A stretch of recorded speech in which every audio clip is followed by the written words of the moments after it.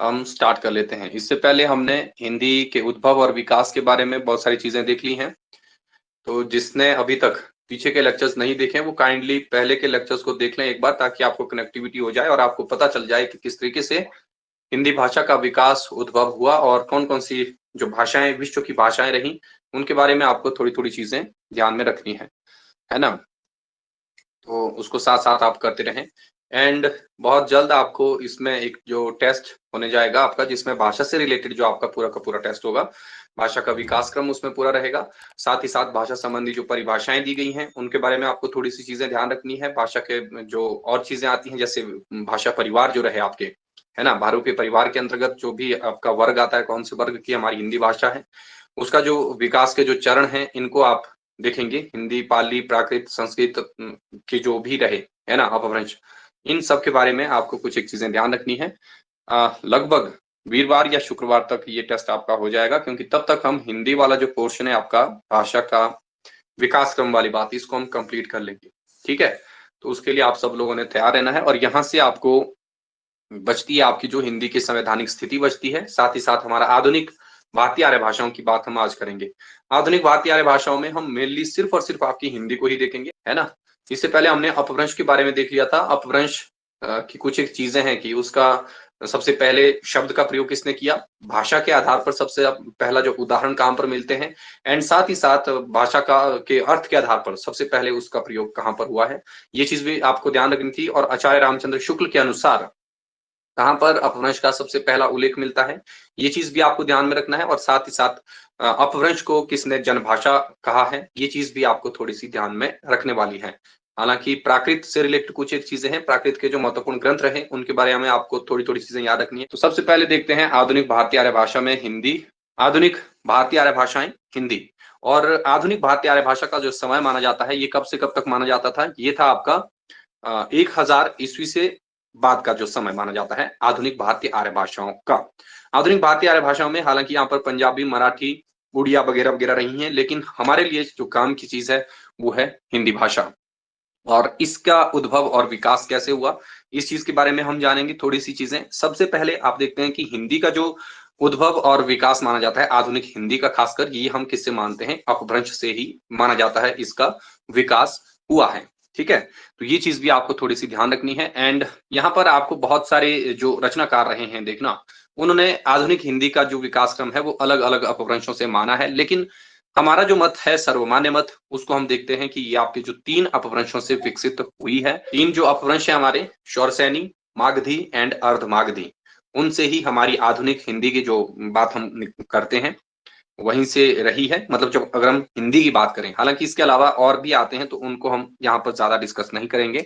Main जो काम रहेगा हमारा वो हिंदी को रिलेटेड ही रहेगा कि आधुनिक भारतीय आर्य भाषा में जो हिंदी का उद्भव और विकास हुआ ये कैसे हुआ है, इसके बारे में हम हल्की हल्की चीजें जानेंगे, बाकी फिर हम आगे बढ़ जाएंगे इसमें। ठीक है, हालांकि आपके पास बुक अगर होगी, आपके पास जो भी बुक है वहां पर आप देखेंगे कि यहाँ पर जो आधुनिक भारतीय आर्य भाषाएं हैं, अलग अलग विद्वानों ने इसके जो अलग अलग अपभ्रंशों से विकसित चीजें मानी इसमें, चाहे ग्रियर्सन की बात करो, चाहे फिर आपका जिसने ये आधुनिक भारत जो वर्गीकरण सबसे पहले किया आधुनिक भारतीय आर्य भाषाओं का, तो उनका नाम रहा हार्नले, डॉक्टर हार्नले। ठीक है, हमारी जो हिंदी उन्होंने रखी थी वो रखी थी पूर्वी गौड़ियन के अंतर्गत। लेकिन यहाँ पर इन चीजों को ज्यादा आप टाइम ना दें, क्योंकि इस तरीके का प्रश्न आपको भले ही यूजीसी नेट में पूछा जा सकता है, लेकिन एलटी कमीशन सॉरी आपका पीजीटी में इस तरीके के प्रश्न यहाँ से नहीं रखा गया है ना, क्योंकि वो इतना ज्यादा महत्वपूर्ण प्रश्न बनता नहीं है।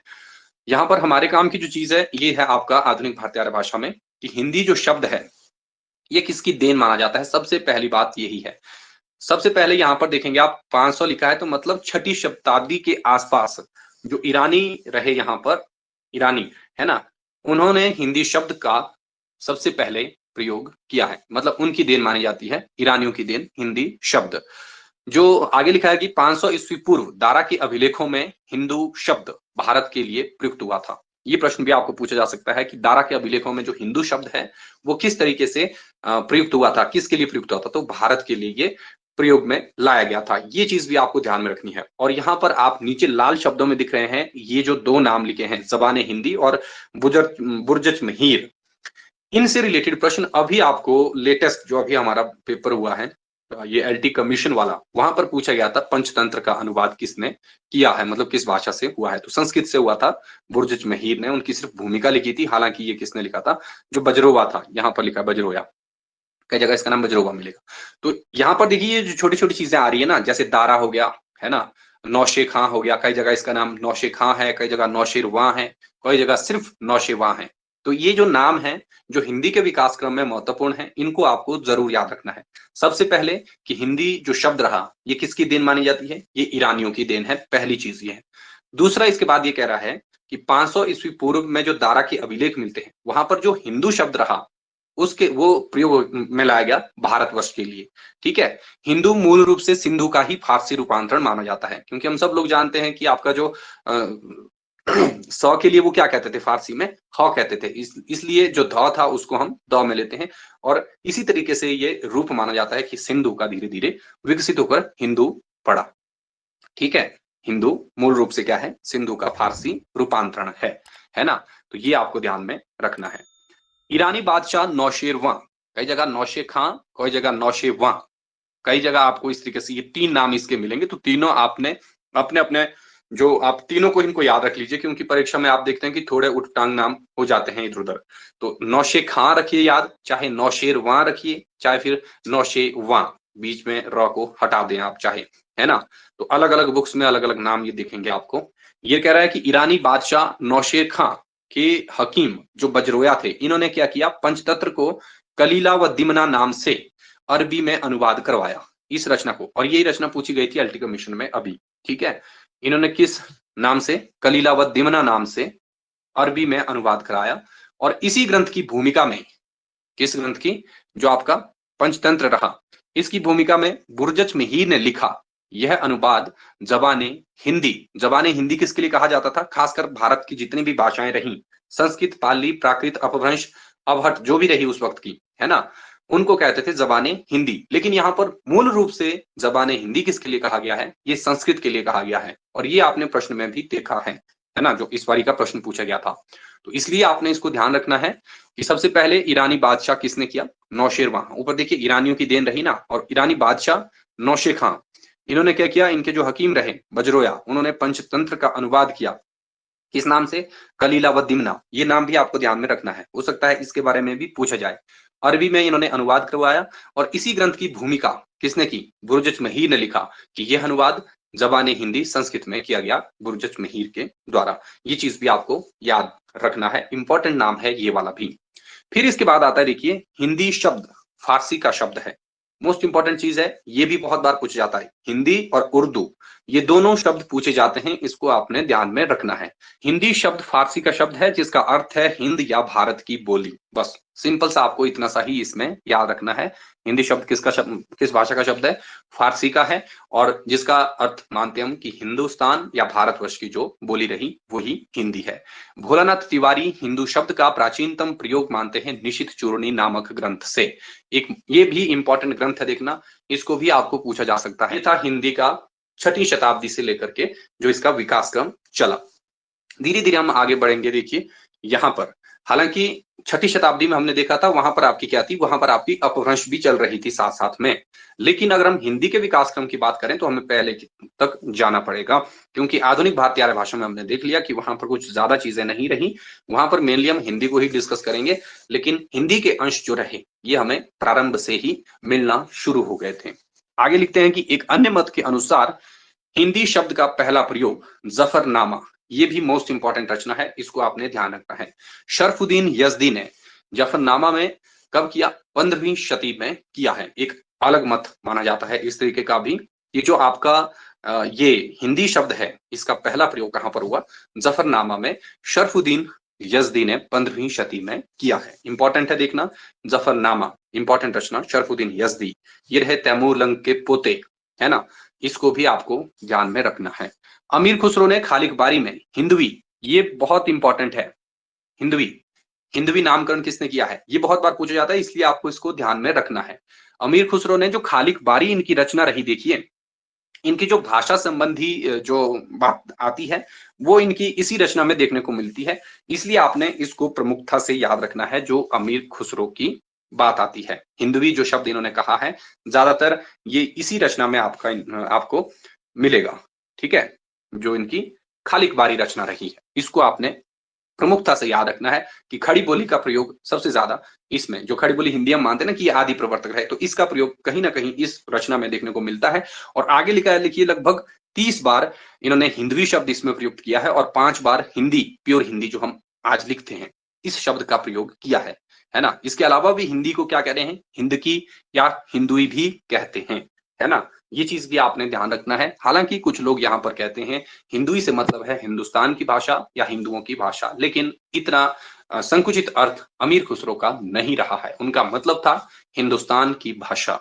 और इनकी एक प्रसिद्ध पंक्ति भी आती है अमीर खुसरो की, जो जहां पर ये कहते हैं, उसका अनुवाद इस तरीके का है कि अगर तुम वास्तव में मुझसे कुछ पूछना चाहते हो तो मुझे हिंदी में पूछिए, जिसमें मैं आपको कुछ नायाब चीजें बता सकूं, ठीक है? और ये हिंदुस्तान की खुद को क्या कहते हैं? तूती कहते हैं या तोता कहते हैं, है ना? तोताए हिंद भी इनको कहा जाता है। ये प्रश्न भी बहुत बार पूछा जाता है और कई बुक्स में आपको अमीर खुसरो का जो नाम है ये अब्दुल हसन मिलता है, देखना वो गलत है। अबुल हसन यमीनुद्दीन अमीर खुसरो, ये था इनका पूरा नाम। हालांकि हम अमीर खुसरो के बारे में आदिकाल में पूरा विस्तार से पढ़ेंगे, वहां पर उनको देखेंगे। यहाँ पर आपने सिंपली सी इनके बारे में जो चीजें याद रखनी है वो यही याद रखना है कि अमीर खुसरो ने जो कब इसका जो प्रयोग किया, हिंदवी का 30 बार प्रयोग किया और 5 बार जो इन्होंने हिंदी शब्द का प्रयोग किया अपनी खालिक बारी रचना में। और इसी में इनका जो हिंदी संबंधी जो चीजें हैं, या यूं कहें कि जो खड़ी बोली हिंदी है, जिसके हम आदि के प्रवर्तक भी इनको मानते हैं, इसका पुट इसमें देखने को मिलता है। और अमीर खुसरो का जो समय रहा, देखिए ये रहा लगभग 13वीं शती, है ना? यहाँ पर हम 15वीं की बात आगे कर दी, 13वीं की बात फिर से देखिए एक बार कि आपका जो 13वीं शती में कौन रहे? अमीर खुसरो, है ना? 1253 से 1325, मतलब 13वीं और 14वीं शती के बीच का जो समय रहा, ये रहा अमीर खुसरो का। ये भी आपको ध्यान में रखना है, बहुत बार इनसे ये प्रश्न भी पूछा जाता है। तो इन्होंने हिंदी के लिए जो शब्द दिए वो आपको ध्यान में रखने हैं, हिंद की, हिंदुई, है ना? और हिंदवी, है ना? ये जो सारी शब्द रहे हैं, ये किसने माने? ये अमीर खुसरो ने माने हैं। ये चीज भी आपको ध्यान में रखनी है। और इसे हिंदुस्तान का तोता भी कहा जाता है। तोता ए हिंद की उपाधि अमीर खुसरो को किसने दी थी? है किसी को पता? नेक्स्ट आता है 17वीं शती के अंत में औरंगजेब की दक्षिण विजय के साथ हिंदुस्तानी जुबान भी वहां पहुंची, और जहां उसे जुबान उर्दू ए मुअल्ला या फिर शाही डेरे की जुबान कहा गया है। और आपने देखा होगा ये प्रश्न आपको बहुत बार पूछा जाता है कि उर्दू का मतलब क्या है? उर्दू का मतलब हुआ खेमा। खेमा का मतलब क्यों? क्योंकि ये देखिए यहां पर क्या लिख रहा है ये, कि जो 17वीं शती रही उस समय औरंगजेब ने जब दक्षिण पर विजय प्राप्त की, है ना, उस समय जो यहाँ पर दक्षिण में कुछ अलग लैंग्वेज थी, यहाँ पर जो हमारी ये आपका जो खड़ी बोली हिंदी का जो एक तरीके से यहाँ पर विस्तार होना शुरू हो गया था। आप देखते हैं कि अमीर खुसरो से हम मानते हैं कि जो आदि प्रवर्तक रहे हैं ये खड़ी बोली के 13वीं 14वीं के, और उसके बाद वही जुबान धीरे धीरे आगे पनपती रही। लेकिन जैसे अमीर खुसरो की, सॉरी अमीर खुसरो नहीं, ये औरंगजेब की सेना दक्षिण पहुंचती है और उनके जरिए जो, इसको क्यों कहा गया शाही शिविर की भाषा? क्योंकि जो सैनिक थे, हम सब लोग जानते हैं शिविर में तो रहते थे, है ना? और मतलब क्या था कि सिर्फ शिविर की भाषा इसको इसलिए कहा जाता था क्योंकि पहले सैनिकों ने उस भाषा को वहां पहुंचाया ना औरंगजेब के, और धीरे धीरे जब वहां पर उसका मतलब स्थापना होती गई, मतलब आपके औरंगजेब के शासन की, और उसी वजह से आप वहां पर धीरे धीरे देखेंगे कि ये भाषा वहां भी पहुंची उनकी सेना के जरिए। सेना कहाँ थी? शिविरों में थी, इसलिए सिर्फ शिविर तक ही वो भाषा रही फिलहाल, और इसलिए इसको कहा गया शिविर, है ना? उर्दू, उर्दू यहाँ पर पूरा नाम है, देखिए, जबान उर्दू ए मुअल्ला, ये आपको ध्यान रखना है। वहां पर उसे क्या नाम दिया गया? जबान उर्दू ए मुअल्ला या फिर शाही डेरे की जुबान। तो अपने आप को वो शाही समझते थे कि हम यहाँ पर पहुंच गए हैं, है ना, आधिपत्य अपना जमा लिया है, अब हमारी यहाँ पर भाषा चलेगी, तो इसलिए इसको कहा गया शाही डेरे की जुबान, या फिर खेमे की भाषा भी उर्दू को कहा जाता है। ये चीज भी आपको ध्यान रखना है। और उर्दू का मतलब इसीलिए आपको पूछा जाता है कि उर्दू का अभिप्राय क्या है? उर्दू का मतलब है खेमा या फिर शाही शिविर। आगे इसको एक बार फिर से आपको ये चीज दिख जाएगी, ठीक है, कि इसको क्या कहा गया? जबाने उर्दू ए मुअल्ला, या फिर हम इसको कहते हैं शाही शिविर या फिर खेमे की भाषा। कैसे इसको खेमे की भाषा नाम पड़ा, ये मैंने आपको अभी बात बता दी। 19वीं शती तक आते आते हिंदी का प्रयोग उर्दू या रेखता के समान पूर्णतः फिर होने लगा। है ना। 17वीं शती का आक्रमण रहा, शिविरों में रही, लेकिन शिविरों से धीरे धीरे हम देखते हैं कि जो आपका उर्दू है इसका प्रयोग पूरा होने लगा हिंदी भाषा में। मतलब हिंदी में क्या आ गया, एक उर्दूपन आ गया था। उर्दू मूलतः तुर्की का शब्द है, इसका अर्थ खेमा या शाही शिविर, ये हमने पहले ही आपको बता दिया, और इसी के चलते उर्दू को खेमे की भाषा या शिविर की भाषा भी कहा जाता है, या शाही शिविर की भाषा इसको कहते हैं। रेखता से क्या अभिप्राय है, देखिए रेखता रहा आपका 17वीं और 18वीं के आसपास, ठीक है, ये भी आपको ध्यान में रखना है थोड़ा सा। रेखता से अभिप्राय जब किसी भाषा में अरबी और फारसी के शब्दों की अधिकता हमें दिखाई देती है। अधिकता का मतलब हुआ कि जैसे आप हिंदी में देखते हैं ना, जब आप अमीर खुसरो को पढ़ते हैं, रेखता.com पे जाके देखते हैं, या फिर आपने कुछ शायरी गजलें वगैरह वगैरह देखनी है, तो हम क्या करते हैं, हम देखते हैं कि जितने ज्यादा शब्द हमारे हिंदी में उर्दू के हों या फिर हमारी दूसरी अरबी फारसी के हों, तो हमें लगता है कि उसमें एक अलग ही चमक जैसी आ जाती है हिंदी में। तो इसीलिए उसको हम क्या कहते हैं, रेखता। जिस भी भाषा में हमें अरबी और फारसी के शब्दों का बाहुल्यता देखने को मिलती है, उसी को रेखता कहा गया है। अतः अरबी फारसी शब्द युक्त जो भाषा रहा वही आपकी रेखता है। ये प्रश्न भी बन सकता है, क्योंकि अभी तक आपने देखा या तो सिर्फ हिंदी को पूछा जा रहा है कि हिंदी किस भाषा का शब्द है, या फिर उर्दू को पूछा जा रहा है कि उर्दू का अर्थ क्या है, उर्दू किस भाषा का शब्द है। ये प्रश्न भी आपके लिए बन सकता है, इसको भी आपने नोट डाउन करना है। लेकिन जितना जरूरी उर्दू है, जितना जरूरी हिंदी है, उतना ही जरूरी है रेखता को समझना, है ना।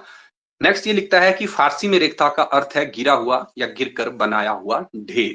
मतलब गिरकर, गिरने से मतलब है कि एक भाषा के शब्द जो है वो कहीं दूसरी भाषा में चले गए हैं। ठीक वैसे ही जैसे आपका ये अरबी फारसी के शब्द जो है हिंदी में समाहित हो गए थे, जिसको नाम दिया गया फिर रेखता। ये चीज आपको ध्यान में रखनी है। 19वीं शती तक आते आते हिंदी का ये स्वरूप हो गया था उर्दू और रेखता मिश्रित। ये चीज भी आपको थोड़ा सा याद रखना है, ठीक है। इतना तक याद रख लीजिए, फिर आगे बढ़ते हैं। यहां पर है आपका नए अर्थों में हिंदी का लिखित प्रयोग कब हुआ।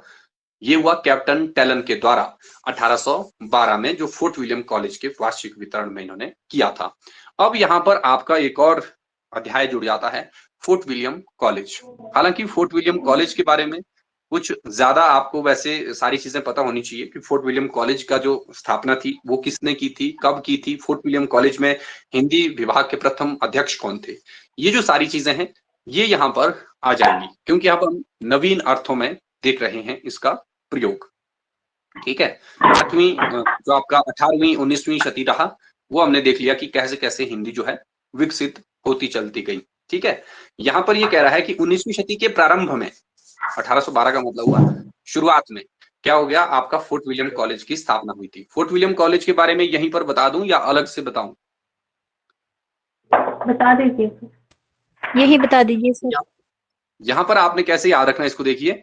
यहाँ पर सिंपली पहली बात तो फोर्ट विलियम कॉलेज की स्थापना किसने की थी, है ना। ये आएगा आपका लॉर्ड वेल्जली। वेल्जली, इसको आप लिख लीजिए, आपकी बुक में भी मिल जाएगी ये चीज। लॉर्ड वेल्जली 1800, ठीक है, 1800 में 10 जुलाई 1800 को स्थापना हुई थी फोर्ट विलियम कॉलेज की लॉर्ड वेल्जली के द्वारा, ठीक है। ये चीज आपको ध्यान में रखना है। एंड पहले इसका जो नाम रहा देखिए, वो था एक संस्था थी सिर्फ, ओरिएंटल सेमिनरी, ठीक है, ओरिएंटल सेमिनरी। लेकिन बाद में इसको तब्दील कर दिया गया था कॉलेज में, जिसका नाम दिया गया फिर फोर्ट विलियम कॉलेज। संस्था कौन सी बताइए? ओरिएंटल सेमिनरी, ओरिएंटल सेमिनरी, ठीक है। इसी को आगे फोर्ट विलियम कॉलेज में बदला गया 1800 में, ठीक है। इस चीज को याद रखना है, 10 जुलाई 1800, जॉन बर्थविक गिलक्राइस्ट, ठीक है, पूरा नाम था इनका ये। इनको हिंदी विभाग का अध्यक्ष नियुक्त किया गया आपके फोर्ट विलियम कॉलेज में। एंड 1802 में इन्होंने किसको किया यहां पर नियुक्त फोर्ट विलियम कॉलेज में? लल्लू लाल को, लल्लू जी लाल, हिंदी भाषा मुंशी के तौर पर इनको वहां पर इन्होंने नियुक्ति दी थी। ये भी इंपॉर्टेंट प्रश्न है। सबसे पहले फोर्ट विलियम कॉलेज में किस हिंदुस्तानी की नियुक्ति की गई थी एक भाषा शिक्षक के तौर पर? तो ये रहे लल्लू जी लाल। ये नाम आपको ध्यान में रखना है, मोस्ट इंपॉर्टेंट नाम आता है लल्लू लाल जी का, ठीक है। फिर दूसरे नंबर पर एक और नाम आता है सदल मिश्र। सदल मिश्र, इनकी प्रसिद्ध रचना रही नासिकेतोपाख्यान, है ना। आगे हम इनके बारे में देखेंगे थोड़ी थोड़ी चीजें। फिलहाल आपने ये दो नाम याद रखने हैं, जो फोर्ट विलियम कॉलेज में हिंदी को इन्होंने बहुत ज्यादा आगे मतलब ले गए हिंदी के विकास क्रम में। फोर्ट विलियम कॉलेज से जो जिनका वास्ता रहा, ये दो नाम आपको ध्यान में रखने हैं, ठीक है। फिर आता है आपका जो फोर्ट विलियम कॉलेज रहा, है ना। फोर्ट विलियम कॉलेज में जो ये आपके जॉन गिलक्राइस्ट रहे, वो कैसी हिंदी चाहते थे, ये सबसे बड़ा सवाल है। जॉन गिलक्राइस्ट थे, उन्होंने हिंदी की जो आपके 3 तरीके की भाषा उन्होंने रखी, उनकी जो भाषा नीति मानी जाती है। सबसे पहले उन्होंने रखी इसमें आपकी जो दरबारी शैली थी, है ना। दरबारी जिसको मानते थे वो कि वो अच्छी नहीं है भाई, वो कलिष्ठ है, दुरूह है, जिसको आम जनमानस नहीं समझ सकता था। तो ये चीज आपको ध्यान रखनी है। दूसरी थी हिंदुस्तानी शैली। हिंदुस्तानी शैली में मतलब जिसको उन्होंने कहा the grand popular speech of Hindustan, जिसमें अरबी और फारसी के शब्दों की अधिकता रही। और वो मानते थे कि अरबी और फारसी से, जैसे हम आज के समय में देखते हैं ना, हिंदी में जो अंग्रेजी के शब्दों को अगर हम जोड़ देते तो हम बोलते हैं कि ये बंदा बड़ा ही सही है ना, कि उसकी लैंग्वेज बड़ी अच्छी है ना। लेकिन कहीं ना कहीं वो क्या था, अपनी जो वास्तविकता था उससे दूर भागना था। ठीक है। और अरबी फारसी का मतलब वही था कि अपने भाषा के शब्दों को छोड़ के विदेशी जो भाषाएं रही उस वक्त की, उनको आत्मसात करना। इसलिए उन्होंने क्या कहा कि ये आपकी क्या है, grand popular speech of Hindustan माना उन्होंने उसको। ठीक है।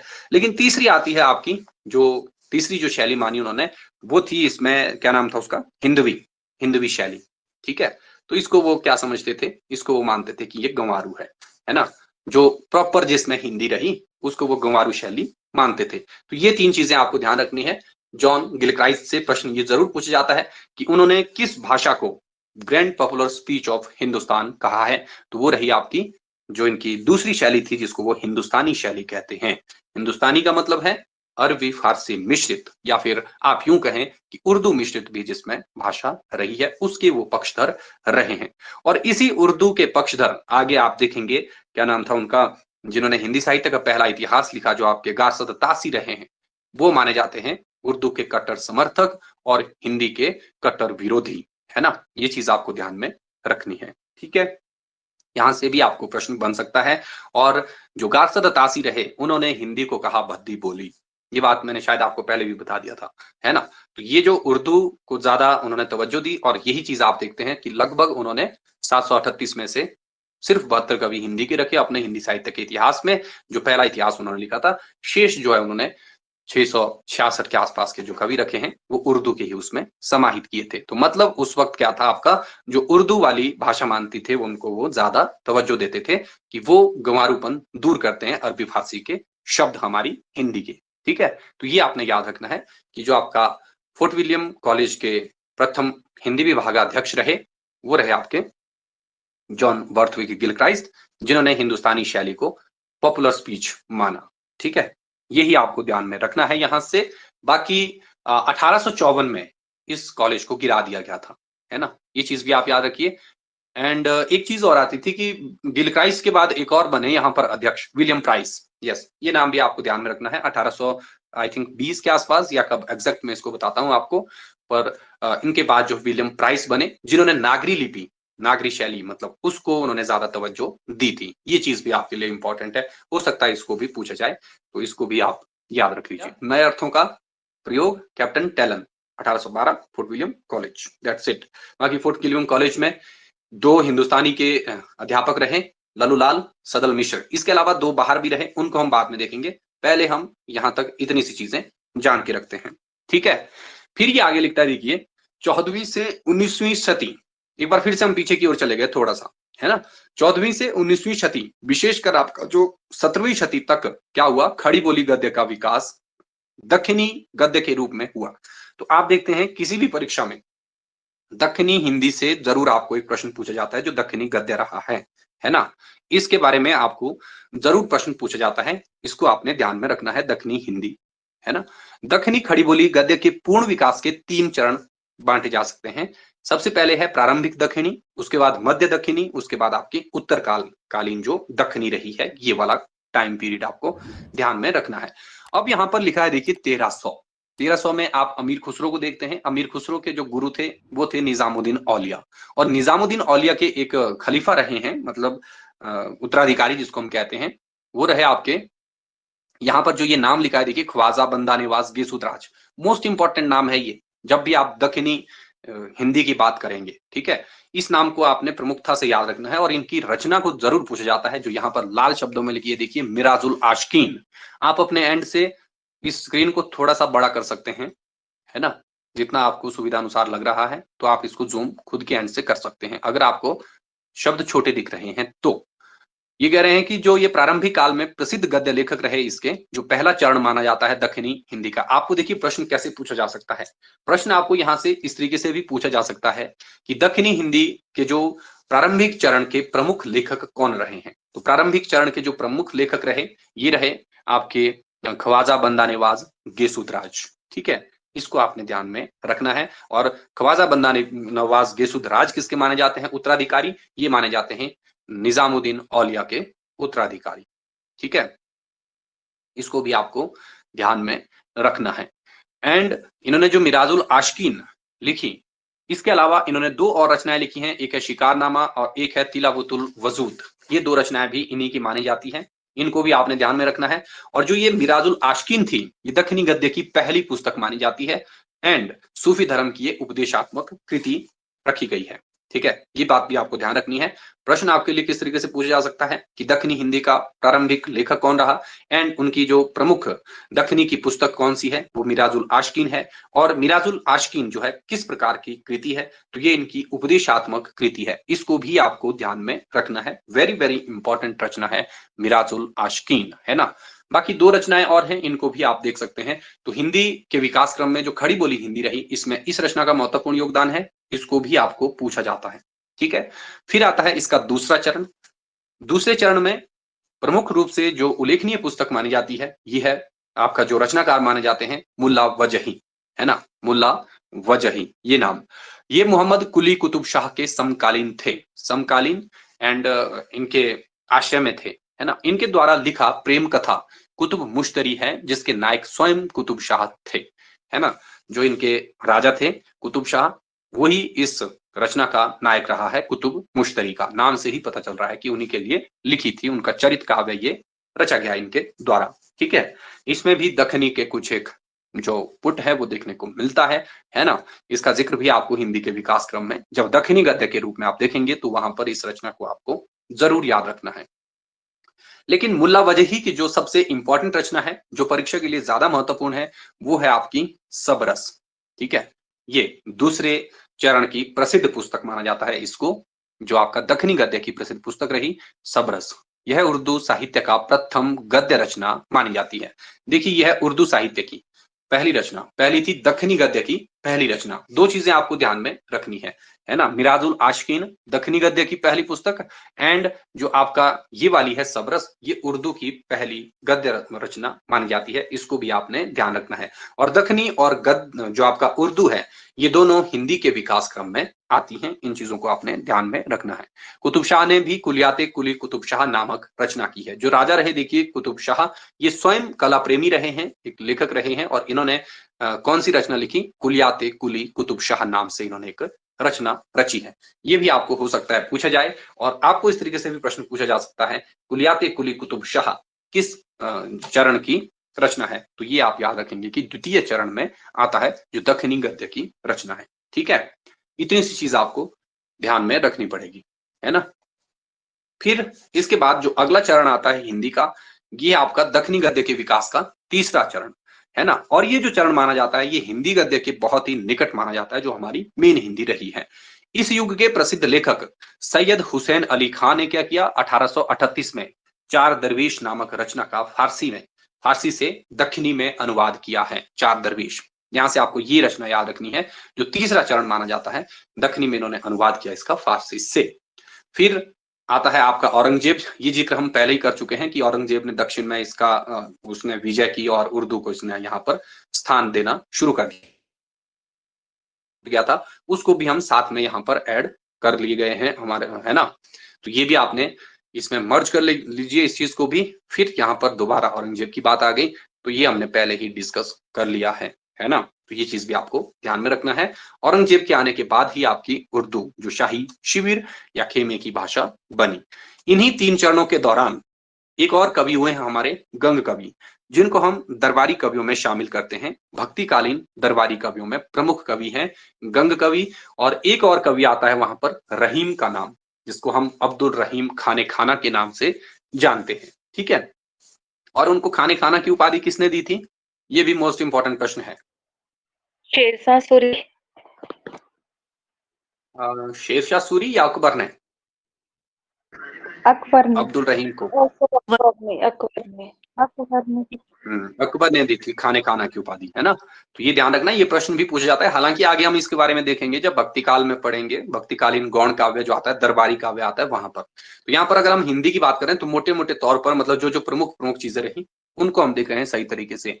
ये कह रहे हैं कि इन्हीं 3 चरणों के दौरान गंग कवि हुए। शुक्ल ने इनके द्वारा जो रचित चंद छंद वर्णन की महिमा रही, उसी से खड़ी बोली गद्य का प्रारंभ माना है। ये रचना आपको जरूर याद रखनी है, बहुत बार पूछी जाती है। चंद छंद वर्णन की महिमा के रचनाकार कौन है? ये रहे आपके गंग कवि। ठीक है, इसको भी आपको ध्यान में रखना है। आचार्य रामचंद्र शुक्ल के अनुसार क्या है, हिंदी की प्रथम जो रचना, ये क्या मानते हैं, इसी को मानते हैं कि यहां से हिंदी का जो प्रारंभ हुआ था। लेकिन एक और चीज आती है देखना, जो आचार्य रामचंद्र शुक्ल से आपको याद रखनी है। इन्होंने जो आपका राम प्रसाद निरंजनी रहे, जिनकी भाषा योग वशिष्ठ एक महत्वपूर्ण रचना रही है ना, उसको ये मानते हैं कि ये शुद्ध परिनिष्ठित हिंदी की पहली रचना मानते हैं। ये 2 चीजें हैं, चंद छंद वर्णन की महिमा से ये खड़ी बोली गद्य का प्रारंभ मानते हैं, लेकिन शुद्ध और परिनिष्ठित जो रचना मानते हैं ये, वो कौन सी मानते हैं? ये मानते हैं आपकी जो राम प्रसाद निरंजनी की भाषा योग वशिष्ठ रही उसको। ठीक है, तो ये दोनों आपको ध्यान में रखनी है। किसके अनुसार? ये रही आचार्य रामचंद्र शुक्ल के अनुसार।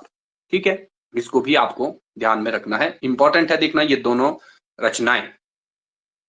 फिर यहां पर आता है आपका खड़ी बोली गद्य। हमने देखा कि तीसरा जो चरण माना हमने कि वो खड़ी बोली के बहुत ही करीब था। खड़ी बोली गद्य के उद्भव के संबंध में अलग अलग विद्वानों के अलग अलग मत रहे हैं। आचार्य रामचंद्र शुक्ल क्या मानते हैं? वो मानते हैं गंग कवि को, हमने ये पहले ही देख लिया कि इससे खड़ी बोली गद्य का प्रारंभ हुआ। लेकिन जो जॉर्ज ग्रियर्सन है, ग्रियर्सन की जो प्रसिद्ध पुस्तक रही the linguistic survey of India, कुछ इस तरीके से थी ना इनकी, the linguistic survey of India, इसी तरीके से थी ना इनकी रचना। ये क्या कह रहे हैं उसमें कि आधुनिक खड़ी बोली का आविष्कार सबसे पहले किसने किया? गिलक्राइस्ट की अध्यक्षता में लल्लू लाल तथा सदल मिश्र के द्वारा ये बताते हैं कि वहां से हिंदी चली सही तरीके से, है ना।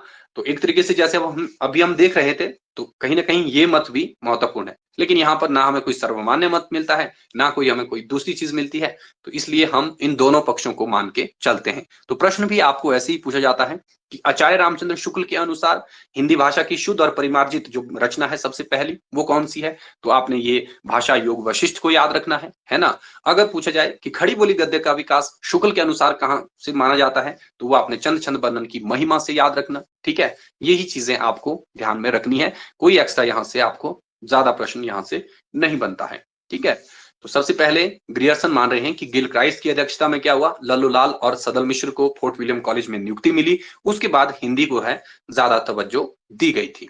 ठीक है, ये चीज आपको ध्यान में रखनी है। हाँ, एक चीज मैंने आपको शायद नहीं बताई, फोर्ट विलियम कॉलेज जो था ये कहां पर था? कलकत्ता। हाँ, ये चीज भी आपको ध्यान में रखनी। और यहीं से आपको देखिए, यहीं से आपको दूसरा प्रश्न ये पूछते हैं ना कि सबसे पहले किस विश्वविद्यालय में हिंदी को विभाग के तौर पर स्थापित किया गया था? तो स्वाभाविक सी बात थी कि जो आपके ये कहां पर रहे, कलकत्ता विश्वविद्यालय में ही रहे। तो सबसे पहले कलकत्ता विश्वविद्यालय में ही हिंदी विभाग के तौर पर स्थापित हुआ है। ये प्रश्न भी आपके लिए यहां से ही बनता है ना, ध्यान रखना इस चीज को भी। और थिएटर जो रहा सबसे पहला, वो भी कलकत्ता में ही बना, है ना, ये भी प्रश्न बनता है। ठीक है, इसको भी याद रख लीजिए। सर आपकी आवाज ब्लर हो रही है, मुझे ही है सबको? आवाज नहीं आ रही है? नो सर, ठीक आ रही है शायद। मैम आपका सिग्नल नहीं है ना, इसलिए आपको नहीं आ रही है, हमें प्रॉपर आ रही है। सर क्लियर है आपकी आवाज। चलिए देखना, अगर कहीं किसी को नहीं आ रही है तो रीजॉइन होके देख लीजिए फिर, है ना, रीजॉइन होके फिर ठीक आ जाएगी।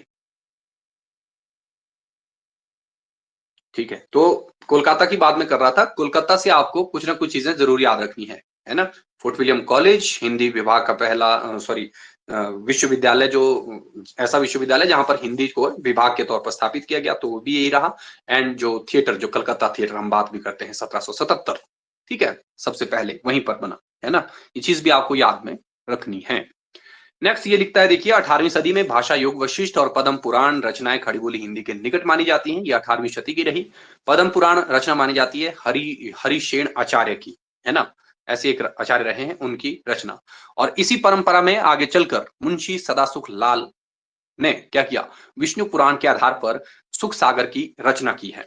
यहाँ पर ये 4 नाम आते हैं, दिखना, इनको हम आगे देखेंगे। रानी केतकी की कहानी, चलिए ये आगे बताता हूँ आगे वाली स्लाइड में। यहाँ पर ये जो 4 नाम आए हैं, वैसे इनकी भाषा के बारे में ही यहाँ पर लिखा गया है, लेकिन हम थोड़ी-थोड़ी जो 4 इनकी प्रमुख रचनाएं हैं, उनके बारे में मैं आपको हल्की-हल्की चीजें बताता हूँ। और ये आपके लिए परीक्षा के लिए बहुत ज्यादा उपयोगी हैं ये चारों नाम। देखना, कई बार इनके बारे में पूछा जाता है। और इनका जो निश्चित क्रम है वो अभी मुझे ध्यान नहीं है, मैंने जैसे रखना था इनको वैसे ही रखा है। आपको ये काम मैं आपके लिए देता हूँ। आचार्य रामचंद्र शुक्ल ने इनका एक निश्चित क्रम निर्धारित किया है कि आपको पांडे एंड पांडे वाली बुक में मिलेगा, वहां से आप इसको जरूर पढ़ना, ठीक है।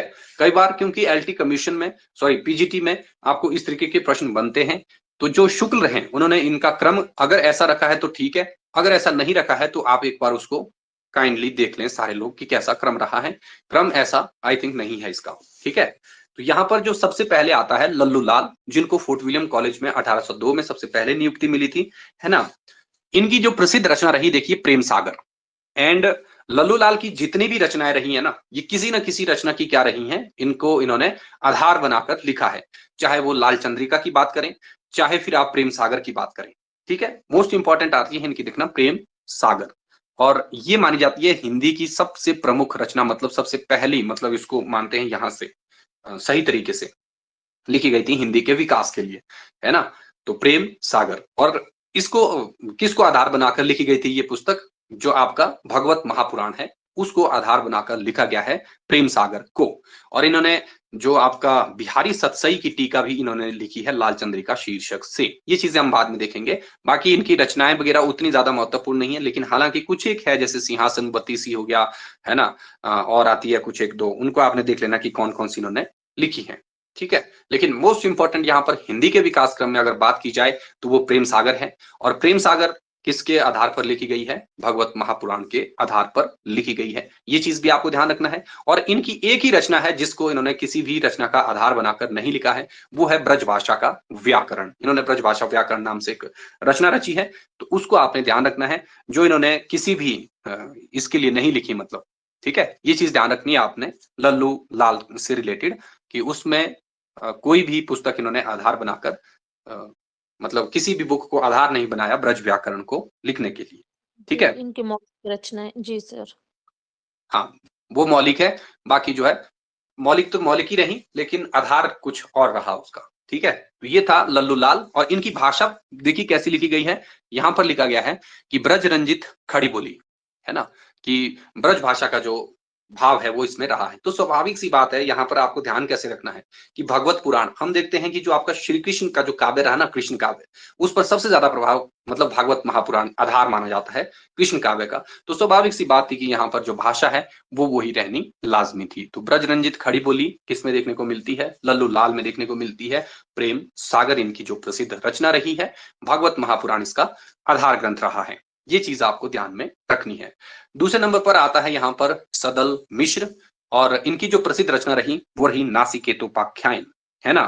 तो सदल मिश्र की जो नासिकेतोपाख्यान रही है, देखिए, ये रही आपकी जो आपका आता है कठोपनिषद, है ना, उसमें जो यम और नचिकेता है ना, उनकी कथा को आधार बनाकर लिखी गई है ये वाली रचना जो नासिकेतोपाख्यान रही है। और जो ये आपका कठोपनिषद है, ये किस साहित्य के अंतर्गत आता है, मतलब कौन से वेद में आता है? वैदिक संस्कृत में पढ़ा था ना हमने ये। यजुर्वेद। शाबाश, कौन सा वेद है? यजुर्वेद। हाँ, यजुर्वेद। यजुर्वेद का के मतलब जो आपका यजुर्वेद के आधार पर जो आपका यम और नचिकेता मतलब की कहानी रही कठोपनिषद में, ठीक है। और कठोपनिषद से रिलेटेड मैंने आपको चीज पहले भी बताई थी कि एक और आधुनिक कालीन रचना रची गई है कठोपनिषद के आधार पर यम और नचिकेता के, ठीक है। तो इसमें भी आपने सदल मिश्र ने उसी कहानी को आधार बनाया है और नासिकेतोपाख्यान की रचना इन्होंने की है। और इनकी हिंदी किस प्रकार की, देखिए, ये है पूर्वीपन लिए हुए व्यवहारिक खड़ी बोली। और ये दूसरे रचनाकार रहे हैं या दूसरे आपके अध्यापक रहे जो फोर्ट विलियम कॉलेज में नियुक्त हुए थे, सदल मिश्र, ठीक है। नासिकेतोपाख्यान, और नासिकेतोपाख्यान का दूसरा नाम रहा है चंद्रावली, ठीक है। ये भी आपको पूछा जा सकता है।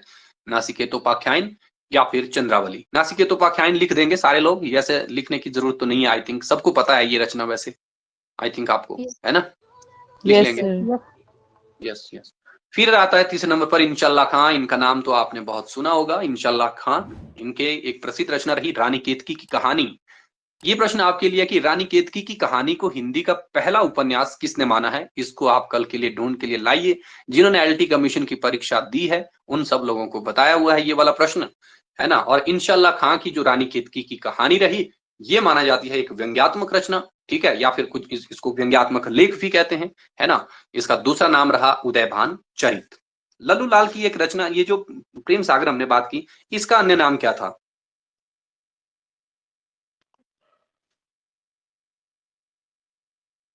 चलिए ये भी आपने देख के लाना कल के लिए, है ना। ये जो लल्लू लाल की प्रेम सागर, लल्लू लाल देखिए ना, सदल मिश्र की नासिकेतोपाख्यान का नाम रहा चंद्रावली। इंशाल्लाह खां ने रानी केतकी की कहानी लिखी, उसका नाम रहा दूसरा उदयभान चरित। अब जो प्रेम सागर थी लल्लू लाल की, इसका दूसरा नाम, नागरी दशम। हाँ नागरी दशम, नागरी दशम, यस। ये नाम भी आपको हो सकता है पूछा जाए, तो इसको भी आपने थोड़ा सा याद रख लेना है ना। तो यहाँ पर भाषा रही इसकी चटकीली मटकीली, आपने ऐसा लिख देना कि अलंकृत, मतलब मुहावरेदार भाषा रही, किस्सा गोई शैली, अच्छी शैली, मतलब जिसको हम मानते हैं किस्सा गोई शैली, मतलब कहानी के तौर पर आपके सामने प्रस्तुत करना किसी चीज को, है ना। तो ये रही आपकी इंशाल्लाह खां की भाषा, ठीक है। और लास्ट में आते हैं सदासुख लाल नियाज के नाम से भी इनको जाना जाता है, सदासुख लाल, मुंशी सदासुख। तो यहाँ पर आपको इनकी जो भाषा दिखती है ये है संस्कृत मिश्रित हिंदी, और इनकी जो प्रसिद्ध रचना रही है वो रही सुख सागर, सुख सागर। और इसका जो आधार माना जाता है, ये क्या मानी जाती है सुख सागर का आधार, ये माना जाता है विष्णु पुराण को, ठीक है। तो तीनों रचनाओं का यहाँ पर, चारों रचनाओं के बारे में थोड़ी थोड़ी चीजें, हल्की हल्की चीजें हैं, इनको आप याद रखिए। इसके अलावा इनकी कुछ अन्य रचनाएं आती हैं, वो उतनी ज्यादा महत्वपूर्ण नहीं है। हिंदी के विकास क्रम में जब आप इनकी 4 रचनाओं को देखेंगे तो यहां से डेफिनेटली एक प्रश्न पूछा जाता है। अब आता है एक एक्स्ट्रा प्रश्न जो यहां से और पूछा जा सकता है, वो ये है कि आपको प्रश्न ऐसा पूछा जाएगा कि फोर्ट विलियम कॉलेज से किन 2 भाषा मुंशियों का संबंध नहीं रहा है, या किन 2 भाषा मुंशियों का संबंध रहा है। तो यहां पर आपने याद रखना है कि लल्लू लाल और सदल मिश्र ये फोर्ट विलियम कॉलेज से संबंधित रहे, जबकि फोर्ट विलियम कॉलेज के बाहर हिंदी को समृद्ध करने का जो काम किया है, ये किया मुंशी इंशाअल्लाह खां एंड सदासुख लाल नियाज ने, है ना। और सदासुख लाल नियाज ने क्या कहा कि इन्होंने इनकी एक पंक्ति है बड़ी जबरदस्त कि रस्मो रिवाज भाखा का दुनिया से उठ गया। भाखा का मतलब है संस्कृत मिश्रित जो भाषा रही है, इसलिए कहते हैं कि उसका जो रस्म और रिवाज है वो उठ गया है। ये वाली लाइन भी इनके बारे में मोस्ट इंपॉर्टेंट है, इसको भी आपने थोड़ा थोड़ा याद रख लेना है। तो ये था हिंदी का पूरा विकास क्रम। हालांकि इसके बाद भी हम देखते हैं हिंदी के विकास क्रम में कुछ एक चीजें और आती हैं, उनको हम अगले लेक्चर में देखेंगे।